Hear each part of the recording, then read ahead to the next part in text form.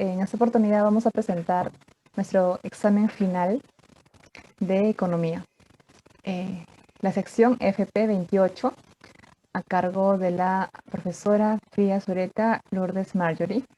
Los integrantes somos Acuña Jusco, Joan Frank, Arimborgo Romero, Edgardo, Yactahuamán Jiménez, Walter Roy, Trujillo Rivera, Jocelyn Andrea, quien habla. Siguiente.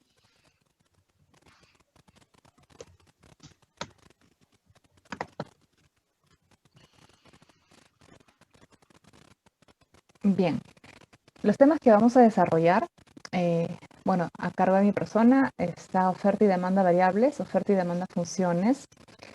Elasticidad y PBI está a cargo de Walter Yactahuamán. Empleo y desempleo, IPC, está a cargo de Aldair Arimborgo. Y política económica, sector externo, a cargo de Joan Acuña. Siguiente. Muy bien.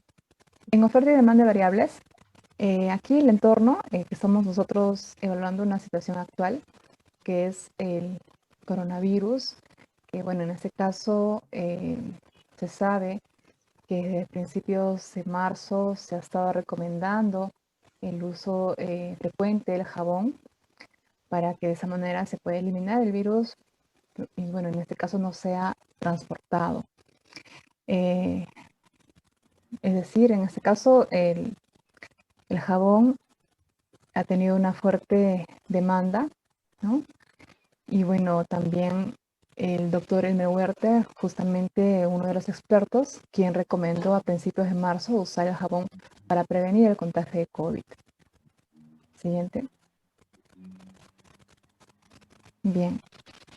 Con respecto al ejercicio, bien, en este caso, ante la propagación del COVID-19, el lavado de las manos se volvió fundamental para la lucha contra el coronavirus, al ser el jabón el más recomendado por expertos. Bien, ahí estaríamos nosotros analizando las variables determinantes de la oferta. En este caso, se considera el aliado para combatir la propagación del coronavirus. Y bueno, también una de las variables para determinación de la oferta es los insumos para elaboración del jabón, la cual no requiere de una alta tecnología y bueno, los insumos son son accesibles. Y con respecto a las variables que determinan la demanda, bueno, en este caso el precio varía según el tamaño, la composición y marca. Y bueno, también lo que se va a evaluar es una variación de la demanda, es la protección, ¿no? Que sea de alto nivel de protección ante el coronavirus, la cual califica cualquier tipo de jabón.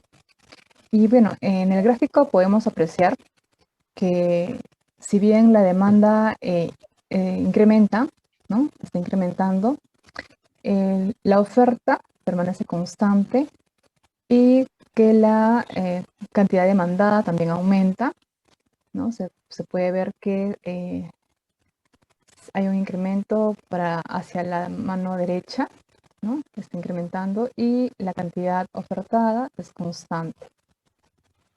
Siguiente. Y bien, en la oferta y demanda funciones, bueno, en este caso el entorno es que, bueno, se está evaluando que el balón de oxígeno ha tenido también una fuerte demanda en el mercado. Asimismo, un reportaje de RPP Noticias menciona que el mercado informal, ¿no? En el mercado informal ha superado el valor de 4.000 soles, cuando anteriormente sus precios regulares eran los 200 soles aproximadamente. Y bueno, también recalcar que de acuerdo a las regiones, este precio puede variar a mayor. Bien, siguiente por favor.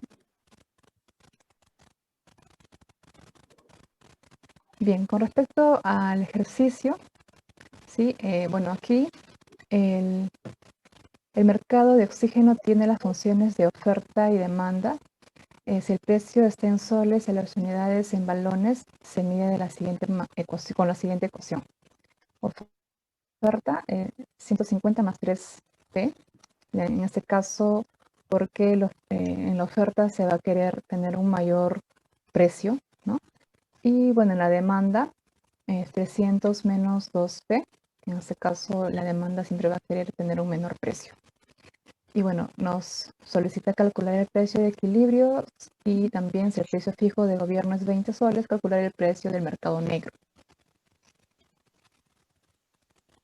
Siguiente, por favor. Bien. En la primera ecuación, el cálculo del precio de equilibrio, vamos a comparar la demanda con la oferta. Bien, ambas ecuaciones se comparan y nos da el precio de equilibrio, que en este caso es 30 soles. Bien, con respecto al precio, bueno, en el punto 2 se va a reemplazar el precio de equilibrio en la función de la demanda para que nosotros podamos hallar la cantidad demandada.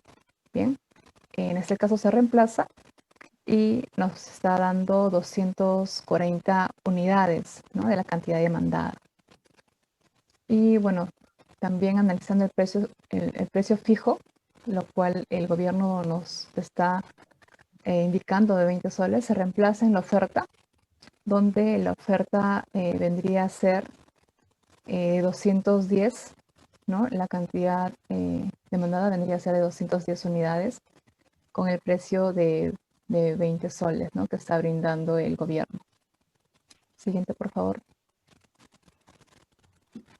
Y bien, por último, en oferta se iguala a la demanda para que nosotros podamos hallar el precio del mercado negro.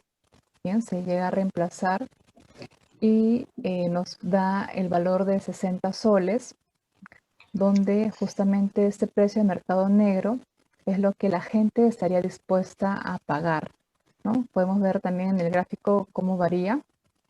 El precio de mercado negro, 60 soles, la cantidad demandada es 180 unidades. Bien, a continuación mi compañero Walter va a continuar con la elasticidad y el tema de la elasticidad. Bueno, continuando con la exposición, tenemos el tema de la elasticidad, en lo cual vamos a trabajar con la siguiente fórmula que mide mide la variación de la cantidad sobre la variación del precio. En este caso, el entorno nos habla sobre el precio del pollo, que según el Minagri, el precio promedio del pollo llegó a 9,59 soles por kilo en esta pandemia. Esto es casi 2 soles por encima del valor que registró el producto antes de que se decretara la inmovilización obligatoria, es decir, desde el 15 de marzo, en el país por la pandemia del COVID-19. Cabe destacar que el precio al 13 de marzo fue de 7,90 por kilo. Teniendo estos datos sobre los precios, tenemos que las cantidades para el primer precio eran de 50 unidades, es decir, para 9,59. Pero para 7,90 la cantidad era de 80 unidades. Teniendo estos datos, hallamos la solución con la fórmula, con la variación de la cantidad sobre el precio, y esto nos da como resultado menos 2,3%.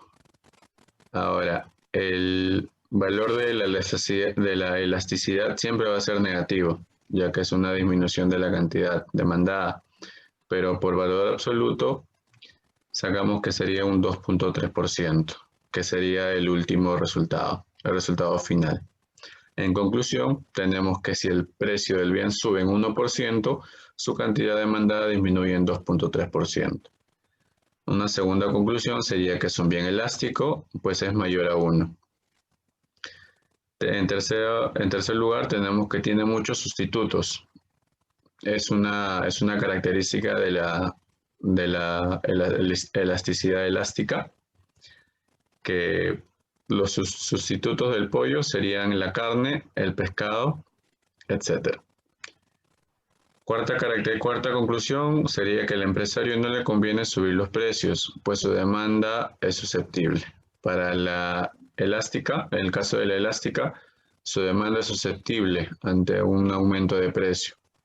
Por ende, no se recomienda este caso.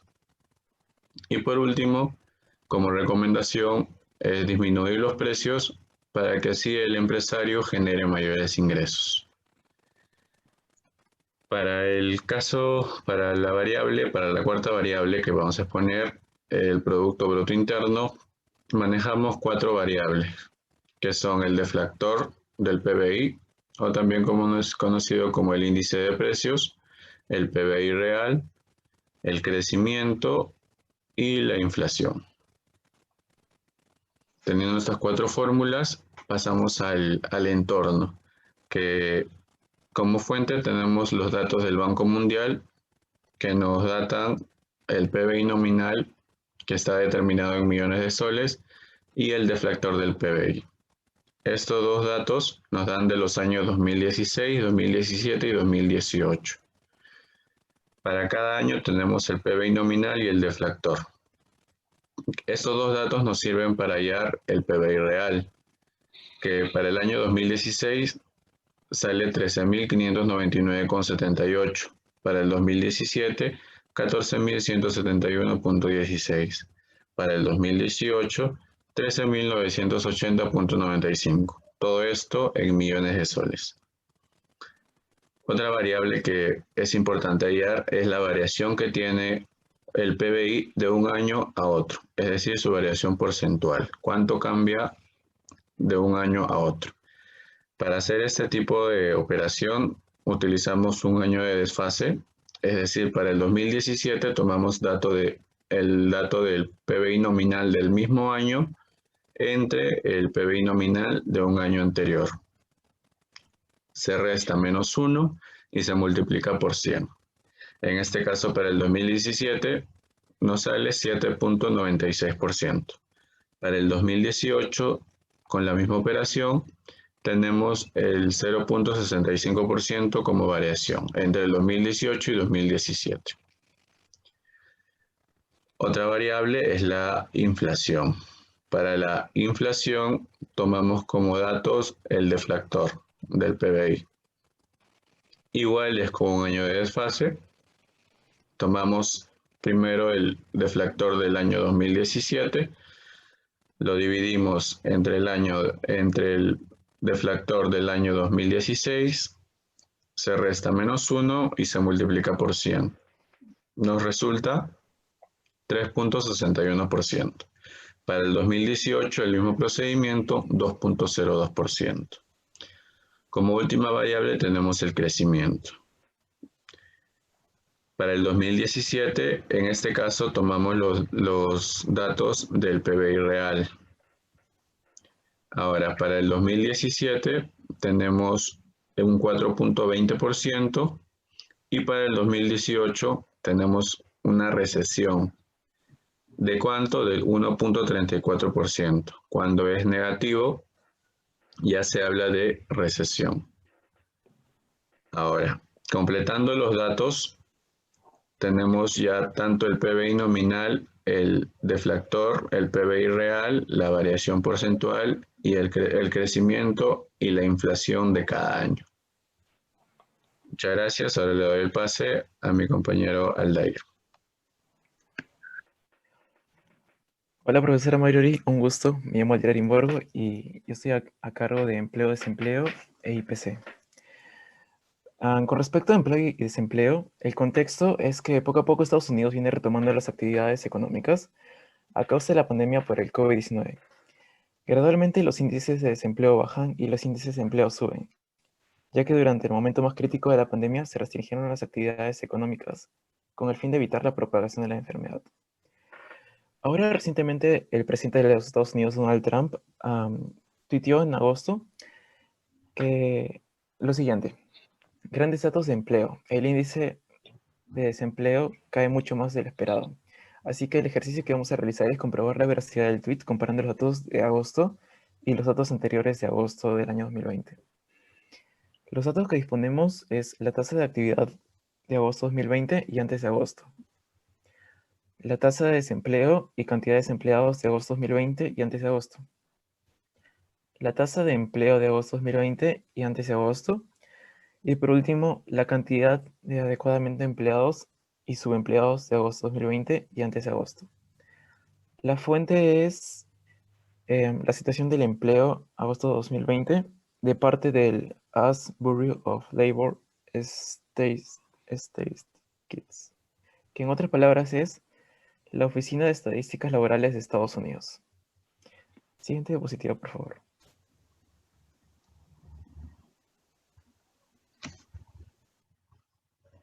Estos en las tablas de empleo y desempleo antes de agosto y en la tabla donde se muestra la situación actual de agosto. Como se verá, el PA de agosto es mucho mayor al PA de antes de agosto. De igual forma, la cantidad de empleados es mayor a la cantidad de empleados de antes de agosto. La cantidad de desempleados antes de agosto fue mucho mayor a la cantidad de desempleados en agosto. Para determinar los datos marcados en rojo, se usaron ecuaciones y la fórmula de la tasa de actividad, que es el PA sobre PET por 100. En este caso fue 159.900.000 sobre PET igual a 61.4%. Ahora, viendo los datos en retrospectiva, se puede ver que el PA antes de agosto fue menor al PA de agosto 2020. Los empleados antes de agosto fueron menores a los empleados en agosto 2020. Y los desempleados antes de agosto fueron mayores a los desempleados de agosto 2020. E incluso vimos que el PI de antes de agosto del 2020 fue mayor al PI de agosto 2020. Como respuesta, comprobamos que el presidente de los Estados Unidos estaba en lo cierto con respecto a su tweet. Siguiente diapositiva, por favor. Con respecto al IPC, el contexto es que un trabajador cree que si su sueldo hubiese estado indexado desde agosto del 2014 hasta agosto de 2020, tendría mucho más dinero, ya que cree fervientemente que así como los precios suben gradualmente por la inflación, su salario también. En otras palabras, él cree que así como los precios de, por ejemplo, una bolsa de menestras de 500 gramos valía 4 soles en el año 2014 y actualmente esa bolsa vale 5 soles 20, él cree que su sueldo también aumentó en cierta proporción. Así que el ejercicio es demostrarle al trabajador que la variación de la inflación indexada a su salario no significa necesariamente tener más dinero. Para esto tenemos los datos obtenidos. Para esto tenemos los siguientes datos. El salario nominal del trabajador, que es 4.250 soles. Tenemos el dato de que su salario se mantuvo constante desde agosto de 2014 hasta la actualidad. Y contamos con el IPC del año 2014 hasta el año 2020. La fuente es el Instituto Nacional de Estadísticas e Informática, es decir, el INEI. Siguiente diapositiva, por favor. Lo primero que tenemos que hallar es la inflación de agosto 2014 y la inflación de agosto 2020 para realizar la comparación respecto a la indexación de los sueldos del trabajador. Para esto contamos con la tabla de índice de precios al consumidor de Lima Metropolitana. Para hallar la inflación de agosto 2014 se tuvo que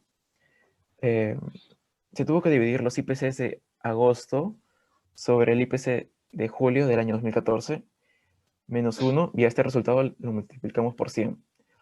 Como resultado se obtiene que la inflación de agosto 2014 es menos 0.09%. De igual forma hacemos lo mismo para agosto 2020 y tenemos como resultado la inflación, que es menos 0.10%. Una vez hallada la inflación, tenemos que aplicarle el método del factor. Para esto, a la inflación la dividimos sobre 100 y le sumamos 1, para que pueda ser indexada a su salario. Como resultado de la inflación de agosto 2014, tenemos que, a través del método del factor, el resultado es 0.9991. Y de igual forma, para la inflación de agosto 2020, el resultado es 0.999. Entonces, con la inflación pasada por el método del factor, ya podemos indexarlo a su salario. La multiplicación de su salario más la inflación por el método del factor da como resultado 4.246.75 en agosto 2014. Y de igual forma, pero para agosto 2020 tenemos como resultado que su salario multiplicado por la inflación por el método del factor es 0.999, que da como resultado 4.345.75. Entonces, como resultado se puede determinar que la variación que tuvo fue contraria a la que él creía, ya que él estimaba un incremento gradual de su salario, así como ocurría con los precios de los productos. Incluso la inflación indexada en agosto 2014 y agosto 2020 fue negativa para él, ya que su sueldo nominal fue mayor a su sueldo indexado. A continuación, mi compañero Johan con los ejercicios de política.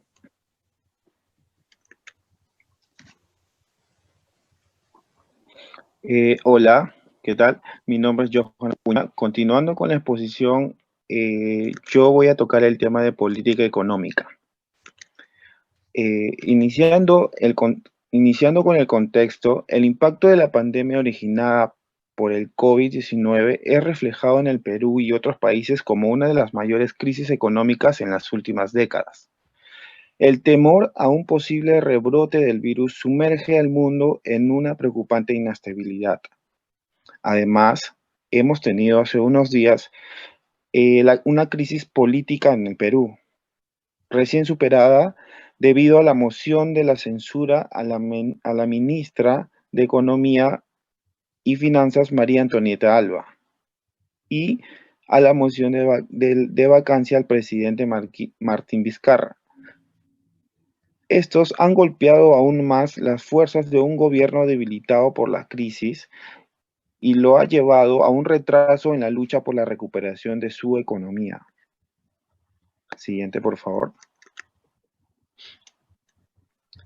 Entonces, ¿qué tipo de política económica se ha ejecutado en el país peruano y qué medidas se tomaron? En consecuencia de la pandemia, se ha ejecutado una política monetaria ampliamente expansiva.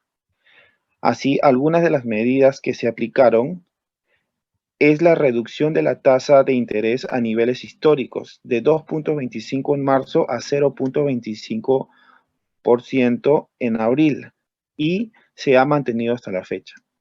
Además, se ha inyectado liquidez a plazo a través de la cartera con garantía del Gobierno Nacional junto al programa Reactiva Perú. Por cada segmento, el crédito a las empresas ha crecido 22.6%, mayor a la tasa observada en diciembre de 2019, con una tasa de 4.2%. Los segmentos que registraron una mayor tasa de expansión son las medianas empresas, seguido de las pequeñas y microempresas. Siguiente, por favor. En el tema del sector externo, con la terrible crisis del COVID-19 en Perú, la cuenta corriente de la balanza de pagos registró en el primer semestre de 2020 un déficit equivalente a 0.6% del PBI, mucho menor al mismo periodo del 2019, con 2.3% del PBI. Este resultado mostró la reducción de la cuenta de rentas primarias, debido a las menores utilidades de las empresas de inversión directa extranjera, sobre todo mineras, servicios e industriales, junto a la contracción de la producción local. Siguiente, por favor. Entonces, con los datos de la balanza de pagos podemos desarrollar algunos indicadores. A. balanza comercial, que viene del resultado de las exportaciones menos las importaciones, llegando al resultado de 976 millones de dólares. B, balanza de servicios, que resulta de las exportaciones de servicios menos las importaciones de servicios, llegando al resultado de menos 1.884 millones de dólares. C, renta de factores, que viene del resultado de pagos de intereses más remesas más rentas por trabajo, llegando al resultado de menos 1.868 millones de dólares. Siguiente, por favor. D, la balanza de cuenta corriente, que viene el resultado de balanza comercial más balanza de servicios más renta de factores más transferencias corrientes, con un resultado de menos 568 millones de dólares. Entonces, tenemos una variación del RIN en el primer semestre del 2020 que corresponde a 3.134 millones de dólares. Siguiente, por favor. En este cuadro podemos visualizar la variación de las reservas internacionales netas del Banco Central de Reserva del Perú. Podemos visualizar la variación del RIN acumulado, llegando hasta septiembre de 2020 a la cifra de 75.124 millones de dólares. La variación del saldo de reservas internacionales netas, RIN, ha sufrido en el primer semestre de 2020 un descenso del 49% respecto al mismo periodo del año 2019, con una cifra de 6.391 millones de dólares. Sin embargo, hay que tener en cuenta que el tipo de cambio de la moneda local se ha logrado mantener estable. Esto gracias al saldo positivo presente en nuestra balanza de pagos. Bueno, y esto sería todo por nuestra parte. Muchas gracias.